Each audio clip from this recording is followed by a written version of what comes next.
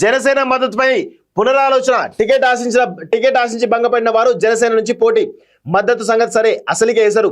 ఈ నెల 7-8 తేదీలో పవన్ ప్రచారం. జనసేనను గెలిపించాలని అంటూనే బీజేపీకి ప్రచారం. ఇరు పార్టీలోనూ భిన్నాభిప్రాయాలు, వెనక్కి తగ్గే ఆలోచనలో కమల్నాథులు అంటూ చూస్తా ఉన్నాం. సో ఇక్కడ కొన్ని విషయాలు మాట్లాడమిత్రులారా. సో పవన్ కళ్యాణ్ తెలంగాణలో ప్రచారానికి వస్తున్నాడు.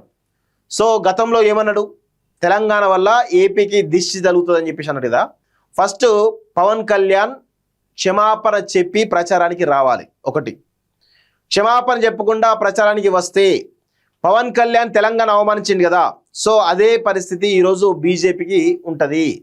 బీజేపీ కూడా తెలంగాణ అవమానించినట్టుగానే తెలంగాణ సమాజం భావిస్తుంది. ఒకటి. రెండవది, ఈయన వచ్చేది బీజేపీ ప్రచారానికి వస్తున్నాడా, జనసేన నాయకుల ప్రచారానికి వస్తున్నాడా?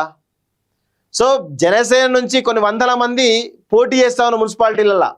సో ఎవరి ప్రచారం కోసం పవన్ కళ్యాణ్ వస్తున్నాడు? జనసేన నాయకుల కోసం ప్రచారానికి వస్తున్నాడా, బీజేపీ నాయకుల కోసం ప్రచారానికి వస్తున్నాడా? సో ఇప్పుడు ఆ బ్యాలెట్ మీద బీజేపీ గుర్తుంటుంది, జనసేన గుర్తుంటుంది. ఇప్పుడు పవన్ కళ్యాణ్ జనసేనకు ఓటేయమని చెప్తాడా, లేదంటే బీజేపీకి ఓటేయమని చెప్తాడా? నిజంగా పొత్తు ఏం రావట్లేదు కదా. ఒకటే మున్సిపాలిటీలో జనసేన నుంచి పోటీ చేసే వాళ్ళు, అదే వార్డులో బీజేపీ నుంచి పోటీ, అంటే బ్యాలెట్లో ఇటు బీజేపీ వాళ్ళు, ఇటు జనసేన వాళ్ళు. మరి ఎవరికి ప్రచారం చేయడానికి పవన్ కళ్యాణ్ వస్తున్నాడు? జనసేనకు ప్రచారం చేయకొస్తున్నాడా, లేకపోతే బీజేపీ ప్రచారం చేయకొస్తున్నాడా? అసలు పవన్ కళ్యాణ్కి రాజకీయమైనటువంటి పరిణితి లేదు. ఆయన ఏం చేస్తుండో ఆయనకే అర్థం కాదు. సో ఇప్పుడు 100% ఏపీలో టీడీపీ చేస్తున్నటువంటి దాంట్లో పవన్ కళ్యాణ్ బలవుతున్నాడు. ఎందుకంటే ఆయనకు రాజకీయ పరిణతి లేదు కదా. రాజకీయ పరిణతి ఉంటే ఒక రకంగా బిహేవ్ చేశాడు. రాజకీయ పరిణతి లేదు కాబట్టి ఆయన ఎంత డ్యామేజ్ అవుతున్నాడు అంటే టీడీపీ కంటే ఎక్కువగా పవన్ కళ్యాణ్ డ్యామేజ్ అవుతున్నాడు. ఇప్పుడు 21 సీట్లు వచ్చినాయి కదా మొన్న. వచ్చే రోజుల్లో 0 సీట్లు వచ్చే ఆశ్చర్యం లేదు. పవన్ కళ్యాణ్ ఓడిపోయిన ఆశ్చర్యం లేదు. అంతటి దారుణమైన పరిస్థితులు జనసేనలో ఉన్నాయి. సో అలాంటి పరిస్థితుల్లో ఇప్పుడు తెలంగాణకు ప్రచారానికి వస్తున్నాడు. బీజేపీ పిలిస్తే వస్తున్నాడు. మరి అది జనసేన కోసం వస్తాను ఎందుకు చెప్పలేదు.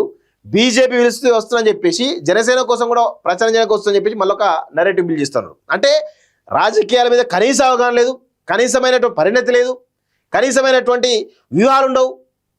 బీజేపీ పిలిస్తే ప్రచారానికి వస్తున్నారు, కానీ జనసేన వాళ్ళకు మరి ఓట్లేమని చెప్తారా, బీజేపీగా ఓట్లేమని చెప్తారా? ఏంది కన్ఫ్యూజన్? జనసేన పవన్ కళ్యాణ్ అంటే కన్ఫ్యూజన్ అంటే పవన్ కళ్యాణ్ అన్నట్టు అయిపోయింది.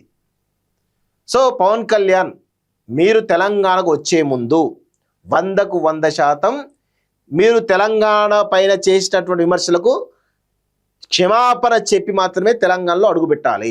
లేకపోతే తెలంగాణ సమాజం తిరగబడుతుంది. ఆ విషయం గుర్తుపెట్టుకోవాలి.